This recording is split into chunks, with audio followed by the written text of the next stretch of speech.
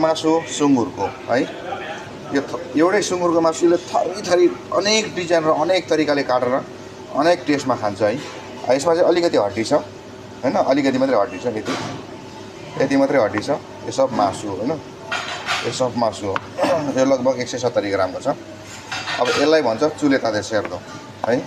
चुलेता भनेको अब यो हड्डी सहित योसँगको मासु चुलेता दे सेर्दो। अब यो चाहिँ स्पेनिस भाषामा, यो ल्याटिन भाषामा चुलेता भन्छ, चुलेता ल्याटिन भाषामा। यो सबैभन्दा धेरै भाषा बोल्ने भनेको ल्याटिन हो हैन, ल्याटिन स्पेनिस। अब यसलाई चाहिँ अब डामेर खाने कि कसरी खाने, यसको अनेक तरिका छ हैन। यसलाई चाहिँ फ्राई गरेर चाहिँ खाँदैन, किनकि यो हड्डी छ हैन। हड्डी भएको चिज चाहिँ फ्राई गरेर कहिले नि खाँदैन हैन। अनि यसलाई चाहिँ कि त डाम्ने कि त यसलाई चाहिँ ओभनमा उसिनेर खाने हो हैन। है त साथी, मसँग फेरि थोरै होइन, धेरै छ यसरी हैन, तर धेरै छ हैन। यसलाई चाहिँ भन्दाखेरि चुलेता दे सेर्दो भन्छ है। यहाँ चुलेता दे, चुलेता भन्छ हैन। अब यो पोर्क भनेको पोर्क र सुँगुरलाई पोर्क भन्छ हैन।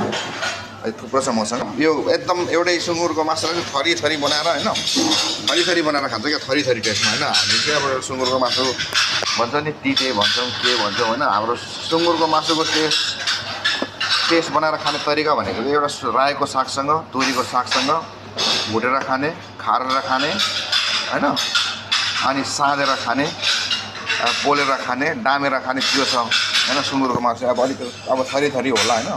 तर गोराहरूले चाहिँ के गर्छ भने हरेक पार्टको आफ्नै स्टाइलले काटेर हैन। अब उनीहरूले मासु बिक्री गर्नुको लागि होला, त्यही भएर अलिक डिफ्रेन्ट पार्टको डिफ्रेन्ट तरिकाले काटेर मासु बेच्छ। म चाहिँ यसलाई डाम्ने काम गर्छु। डामिसकेपछि मात्रै कुरा गरौँ ल हैन, र प्लेट कसरी बन्छ भन्ने कुरो। र अहिले चाहिँ म डाम्छु हैन। कस्तो खालको मासु आइपर्यो भनेर भन्दा हैन, यसलाई चुलेर सेर्दो भन्छ, यसलाई डामेर खाने हो हैन। अनि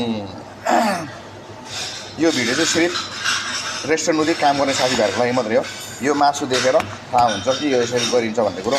मेरो भिडियो हेरेर सिक्नुलाई मात्रै एकदम काम लाग्छ हैन, सिकेर सेफ भन्नुलाई। यो चाहिँ डाम्ने काम भयो हैन। यो यो यो हाम्रो चाहिँ यो डाम्ने चाहिँ जहिले नि कालो हुन्छ क्या। यो चाहिँ धुँदाखेरि चाहिँ सफा गरेर मात्रै सेतो हुन्छ, तर आगो रन्काइसकेपछि कालो हुन्छ हैन। यो केही पनि फरक पर्दैन, मैला होइन। यो डामे थालामा पातेपछि कालो हुन्छ क्या। थालामा रातो एकदम राप गऱ्यो भने चाहिँ रातो हुन्छ थालामा हैन। तर यो नर्मल्ली हिटिङमा चाहिँ कालो हुन्छ थालामा हैन। यो चाहिँ भिडियो सिर्फ रेस्टुरेन्टमा साथीभाइहरूले काम गर्नुको लागि मात्रै हो। र रेस्टुरेन्टमा काम नगर्ने चाहिँ हेरेर चित्त बुझाउने मात्रै हो भिडियो चाहिँ हैन। यो चाहिँ डाम्दै गएपछि यो चाम्रो भएको हुन्छ, किनकि यो मासुमा बोसो हुन्छ, यो चाम्रो हुन्छ। यसलाई चाहिँ एउटा स्पेसल सस बनाउनुपर्छ। यो मासु चाहिँ अब कमन मासु हो हैन, यो घरमा पनि खान्छ र रेस्टुरेन्टमा होटलतिर जहाँ पनि खान्छ हैन। यो चाहिँ अलिक होटलतिर खानुपर्दा चाहिँ अलिक मोटो साइजमा आउँछ, रेस्टुरेन्टतिर घरमा खानुको लागि चाहिँ फाइन स्लाइस आउँछ हैन। तर यो चाहिँ अब हामीले चाहिँ बनाएर बेच्नको लागि चाहिँ यो मोटो साइज हुन्छ हैन। यो पातलो साइजमा नि आउँछ। ल यो बनाएको मासु बनेर भइसक्यो हैन, सब डामियो। अब यसमा सस लगाएर, ग्रेभी सस लगाएर बनाउने काम चाहिँ तिमीहरूको जसले भिडियो हेर्छ उनीहरूले नि अब यसमा चाहिँ सोच्नु पऱ्यो। यसलाई चाहिँ फेरि म अब यस्तो दामी ग्रेभी सस बनाउँछु हैन, स्याउको ग्रेभी सस बनाउँछु,